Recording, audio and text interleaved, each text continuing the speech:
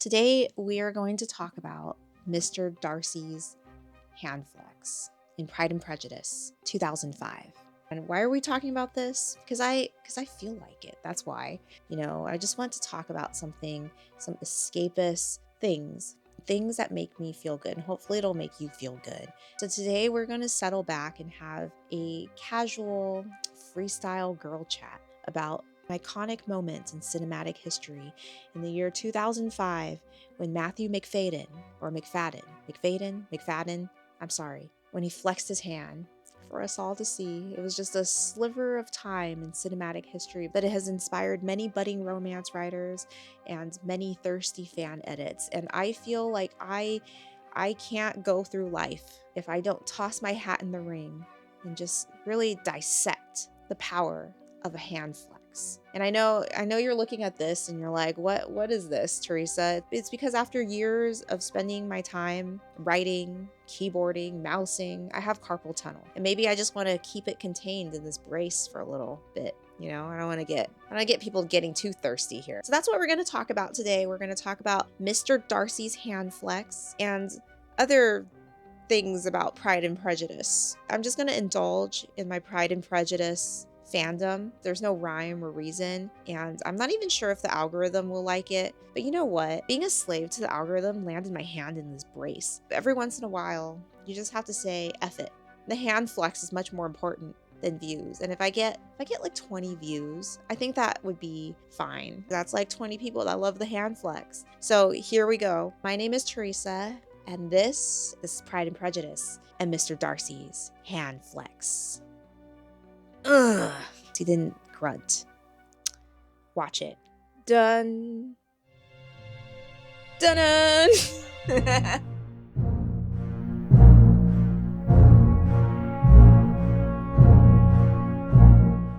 It's come to my attention that some people literally have a PhD in Jane Austen. I'm not one of them. Like I'm a Jane Austen enthusiast, but I don't have a PhD in Jane Austen. Just a disclaimer, I have read Pride and Prejudice twice. 2 times. I've read Pride and Prejudice twice, one of which when I was 17, and then recently this year. It's ongoing. I'm still reading it. But I have watched the 2005 movie with Keira Knightley and Matthew McFadden. I've seen that movie so many times that I am now, I think, like certifiably insane at this point. And I've seen the 1995 version with Colin Firth and Jennifer L many times as well. And anytime there is like a retelling or like a modern day take on Pride and Prejudice, I'm there. My favorite one being Lost in Austen from 2008, in which the main character, she's obsessed with Pride and Prejudice, and then she has somehow switches places with Elizabeth Bennet, and she romances Mr. Darcy. I'm gonna mention that here and there, scatter that about here and there. And then recently, I didn't even know this miniseries existed, but recently I just found it. Death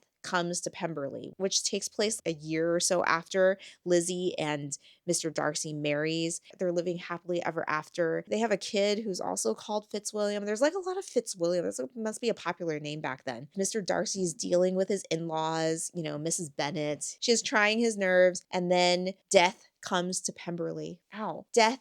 Ow! I flexed in a strange way, and I have like shooting pain up my wrists, around my wrists. Death comes to Pemberley. Wickham's embroiled in a murder case, and he drags Mr. Darcy into it. And it's pretty good. Even though the actors, like, what is his name? Matthew Rhys as Mr. Darcy, Anna Maxwell Martin. I'm just pulling this out of my head. Anna Maxwell Martin from Bleak House. Even though she's not what I picture as Lizzie Bennet, even though he's not exactly how I picture Mr. Darcy to look like, I think they did a good job. I just like to think about them, after the main story of Pride and Prejudice ends. I just like to think about like how happy they are with each other. That brings me joy. If I need something to just pep myself up, I like to think about certain characters from beloved books or movies and like how they're doing after the book and the movie has ended. I'm not an expert on Pride and Prejudice. I'm an enthusiast. I am fully aware that there are people out there that have literally gotten a PhD in Jane Austen, and they certainly wouldn't have said gotten. It's overwhelming the amount of information that you can learn about Jane Austen to have a well-rounded understanding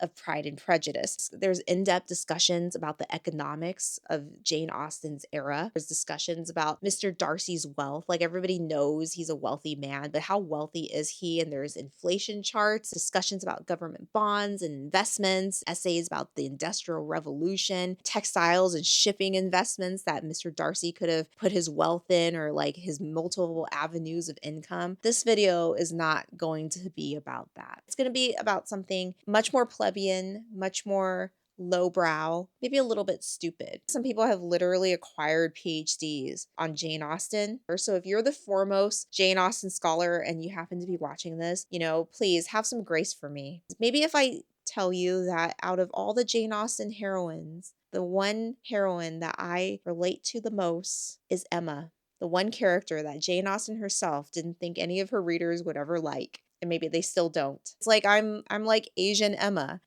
Emma to me has always been somebody on a fool's journey. She's on an overconfident fool's journey. And I myself, I think I'm a great matchmaker. Like I haven't made many matches, but of the matches I've made, they've always ended in disaster and the two parties hating each other, and then me for butting my nose in and ruining their lives. So I'm still on that fool's journey. And I operate by the belief that if you don't know what you're doing, do it anyways. Unless you're a doctor. I'm just talking about my passions here. And how can somebody's passion possibly be wrong? We shall see in the comments down below.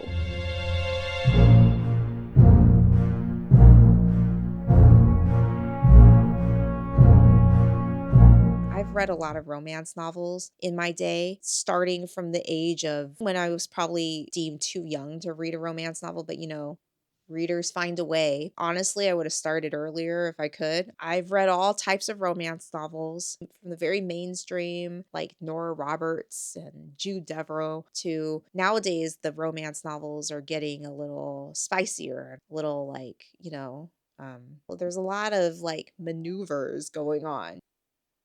You have to be really open-minded. I've read it all, guys. I've read it all. I've read cute Hallmark romance novels. Like my favorite book of all time, The Witch of Black Ripon, has a romance in there, and it's like the sweetest, cleanest romance. Like nobody even kisses. She doesn't even touch his hand. Then I've read some crazy romance novels lately, like the Book Talk spicy romance novels. I do it for research, also because I like it. I've read romance novels that don't even involve human beings. There's a minotaur. I can't stop saying minotaur. Most recent one I read is this book called Credence, and it's Book Talk famous, but I didn't read it because it was Book Talk famous. I got the book years ago, like in 2016 or so when it first came out. It's just been sitting on my Kindle and I haven't gotten to it, and then I decided to read it for lack of anything to read. It was crazy. It was like the main character is snowed in and toyed with by lonely mountain men, one of which is her uncle, two of which are her cousins, and one of the cousins is an autist. What I find really icky, I don't know what it is because there's a lot of references to the Karate Kid in here. Like I think her uncle is an 80s kid or something. He's really into the Karate Kid and Cobra Kai as a result. His Wi-Fi password, it's gross. His Wi-Fi password is no mercy. I keep picturing her uncle to be like an older Johnny Lawrence, or maybe the sweep the leg sensei guy. I don't remember his name. Somebody tell me his name. And he has two dogs, and the dogs are named Johnny and Danny. Ew! And I'm reading it with one eyebrow raised in skepticism because of how toxic it is. I'm also incredibly revolted by the situations. I'm equally repulsed. I don't think in a healthy world she needs to be with any of them, but somehow because it's in the fantasy world, I'm rooting for her and her autistic cousin. He has a Phantom of the Opera appeal, a little weird, and I always root for the weird guy. So that being said, no romance novel I've ever read, from mainstream to really weird, they all do not hold a candle to the yearning of Pride and Prejudice. So that's what we're going to talk about today. Why that simple handflex makes so many women so thirsty.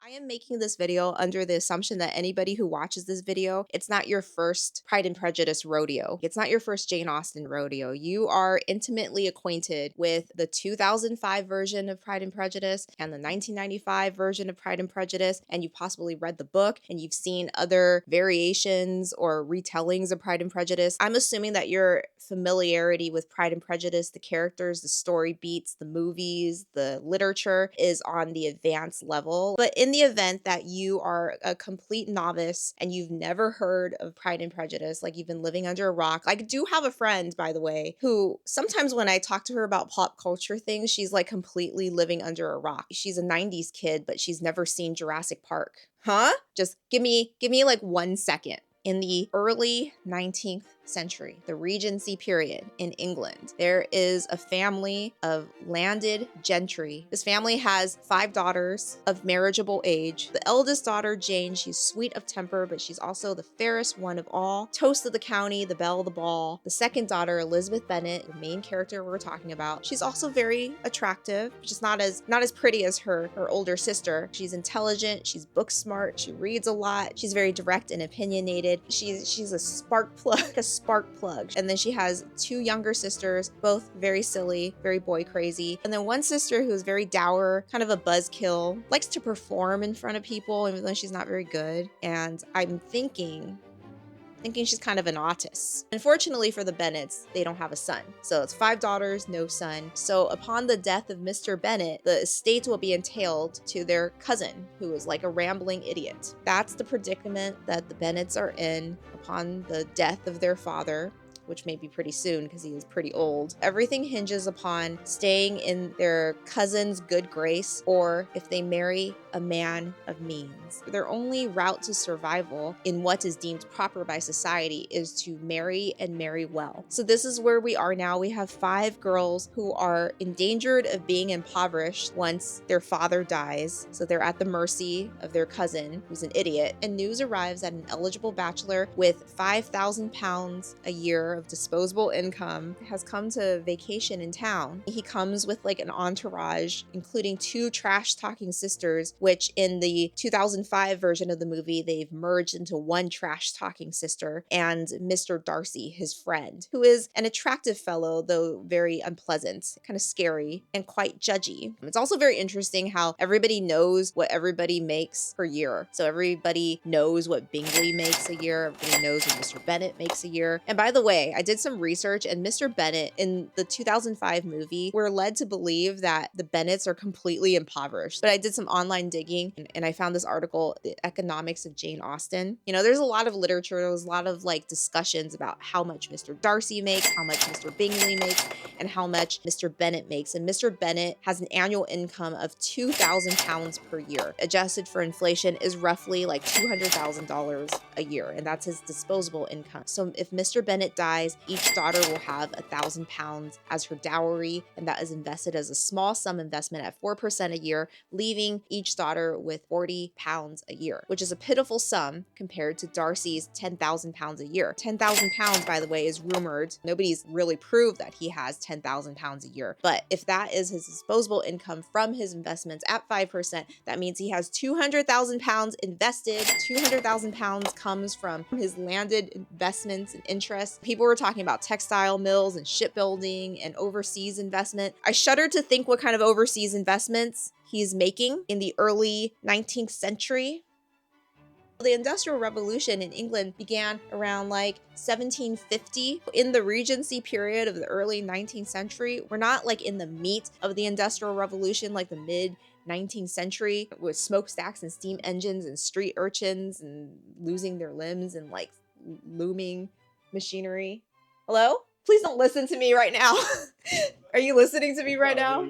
Okay. So I am pretty sure that an intelligent man like Darcy would seek to diversify his investments, not just from his landed interests. He would have invested heavily in the Industrial Revolution. And as time goes on, I could see him becoming an industrialist. But we're not here to talk about the economics of Jane Austen, though I find the whole thing very fascinating. We're here to talk about the comedy of errors. What is it? This comedy of manners? We're here to talk about the comedy of manners and the romance between Lizzie and Mr. Darcy that leads to the Handflex. And it all starts with a bad first impression.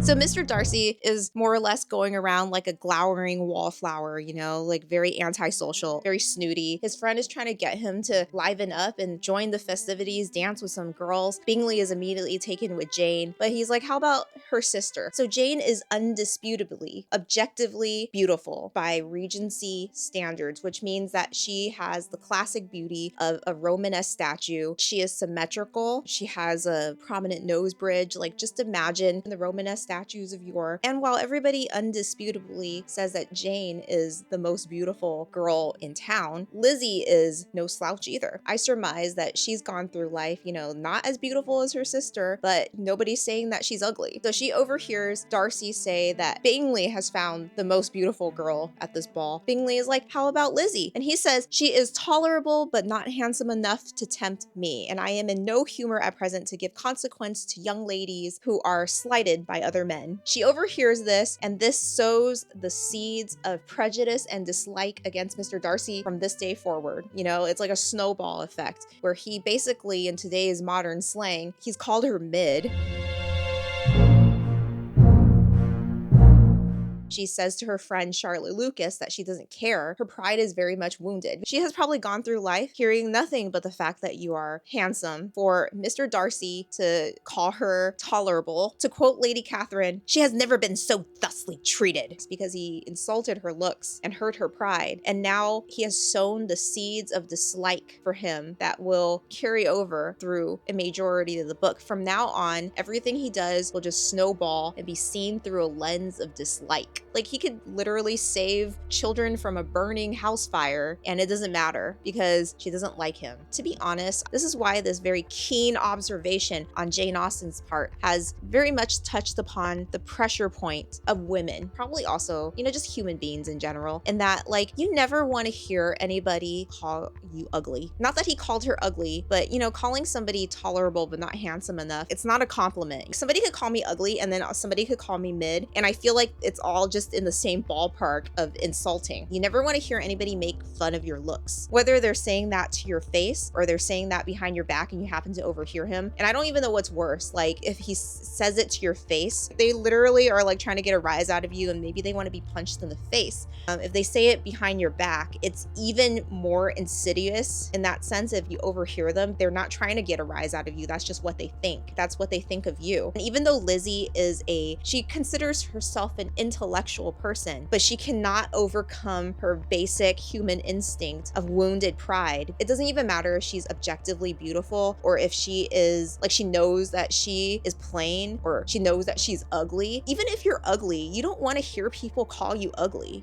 That's just like a given. If you are beautiful, you are objectively beautiful, and all your life somebody has said that you are beautiful, and then somebody comes in and calls you mid or ugly, is that person going to endear themselves to you? It is unbelievable the amount of insults that is cast upon people in this book. Like the Bingley sisters, who are like professional trash talkers, trash talking Elizabeth, making fun of every single aspect of her appearance, especially Caroline Bingley. And she's got a lot of nerve saying that about Lizzie looking the way she does. And just to add, Lizzie was completely within her right to dislike Mr. Darcy, because not only did he insult her, I don't care for his company. Although in this case, he is kind of a victim of circumstance. He just wants to hang around his friend Bingley. I assume they're best friends. But Bingley comes with two trash talking sisters that he has to tolerate. They just do nothing but trash talk Lizzie, the Bennets, everybody. They can't help themselves. And it's very draining to be around people who are trash talkers, because then you wonder if they're trash talking you behind your back, and they probably are. Some people like this malicious gossip and stuff. But for me, I try to steer clear of these kind of people. Mr. Darcy is probably too much of a gentleman to put these ladies in their place, so he just has to stand them. And in the 2005 Pride and Prejudice, he's trying to write a letter to his sister, and Caroline Bingley does nothing but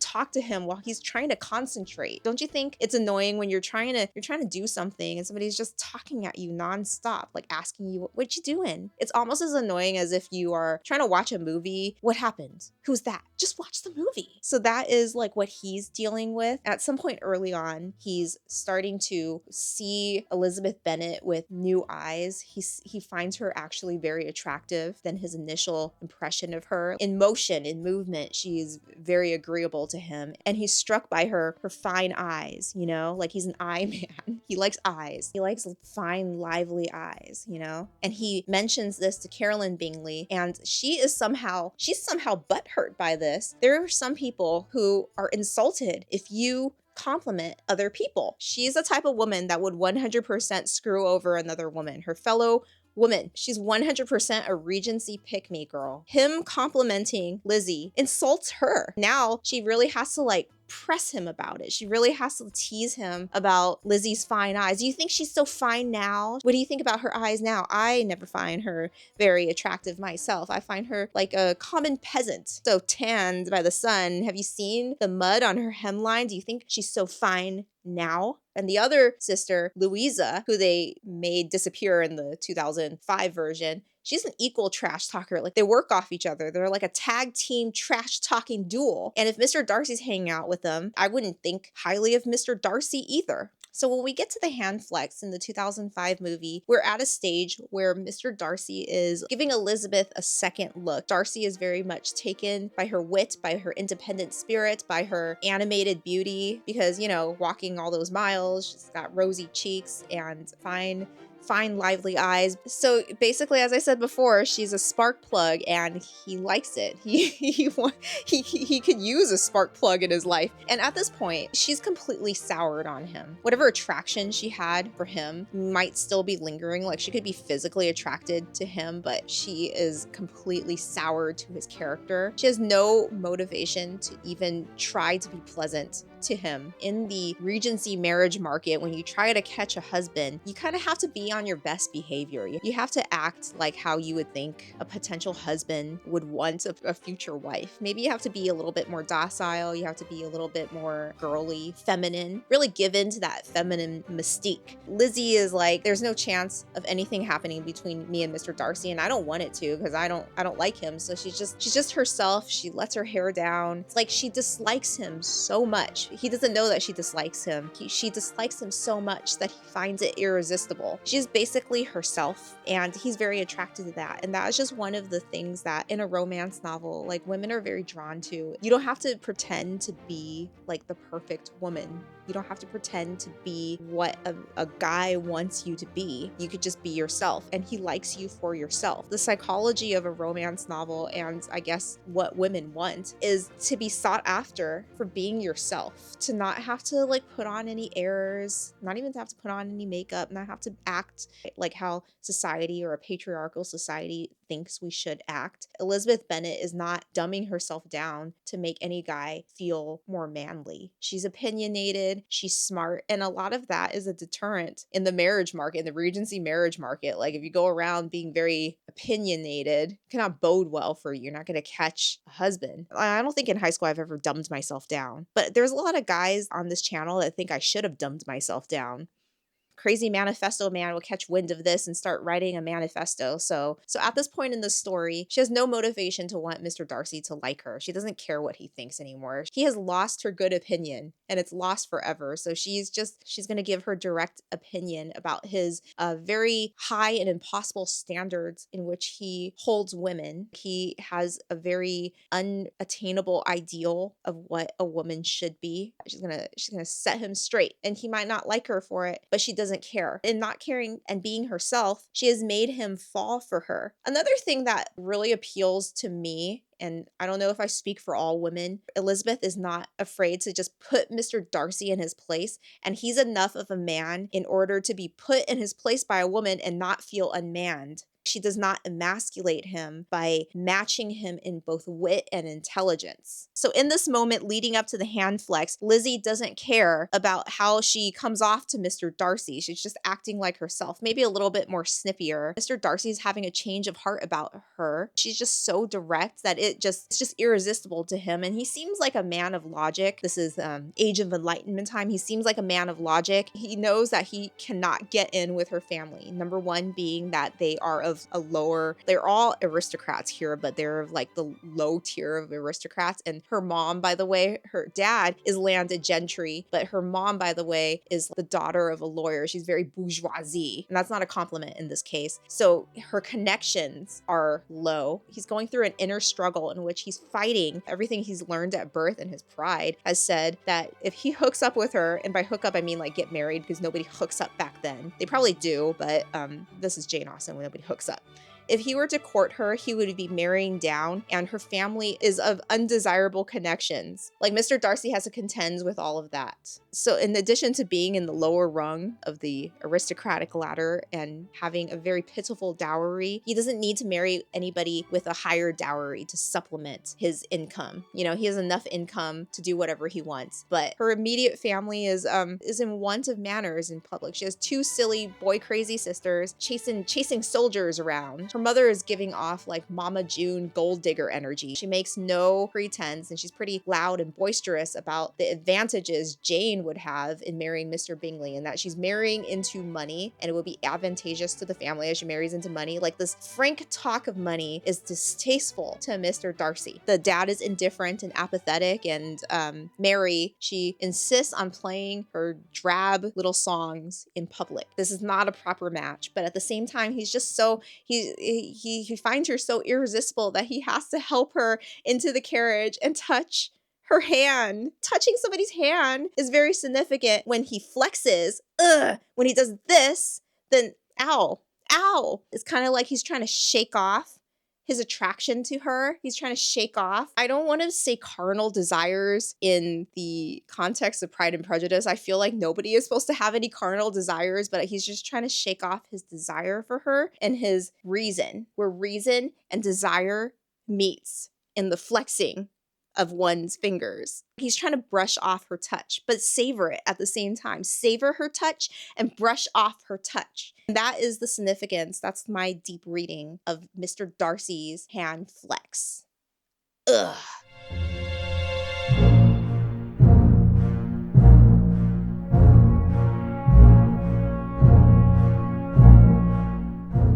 So I am a romance novelist, and to be honest, I'm becoming increasingly cynical when it comes to romance now. Maybe I should just switch genres again and go back to writing horror. That's probably more in line with how I'm feeling right now. Horror, and then maybe like literary novels about female rage. I should write the next Gone Girl or something, because that's basically how I feel right now. When I look at the story of Pride and Prejudice, how Elizabeth Bennet goes through the whole book just hating Mr. Darcy, just disliking everything he does, hearing unflattering rumors about Mr. Darcy and believing that to be true based on what she's observed from him and heightened by her prejudice of him. But then she, at some point, does a turn. She changes her point of view, her perspective, and she learns that she is wrong. And I desperately wish that in real life, I could be wrong in that kind of situation. You know, I desperately wish I can find a redemptive arc or grace notes to somebody I dislike. I desperately wish to be wrong and for the outcome to be good. But I find that, like, in real life,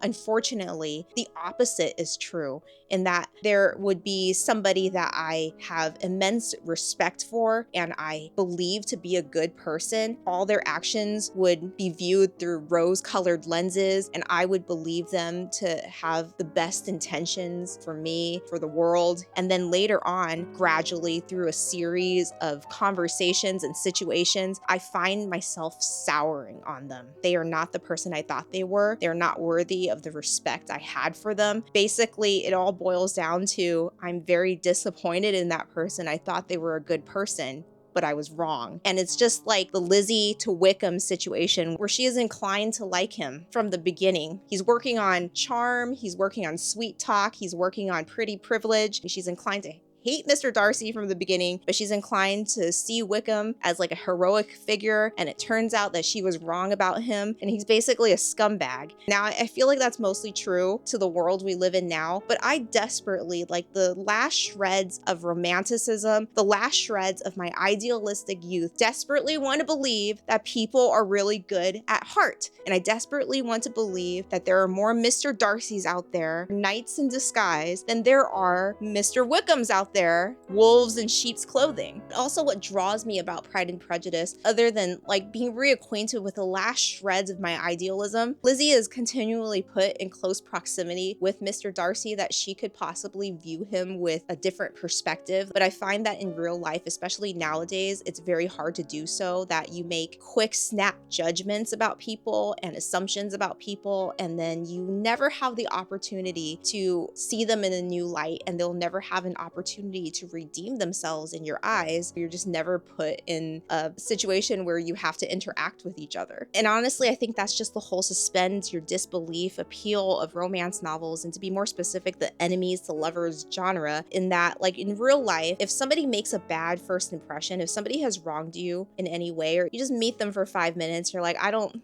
like him. Are you ever thrown together in a situation where you get to know each other better so that you can change your mind about somebody? Somebody could determine within 5 minutes of watching whatever one of my videos that they don't like me. For instance, the most recent in my memory, somebody went on like this verbal rampage on one of my videos from the past. And one of the assumptions that they had of me was that like I was born rich.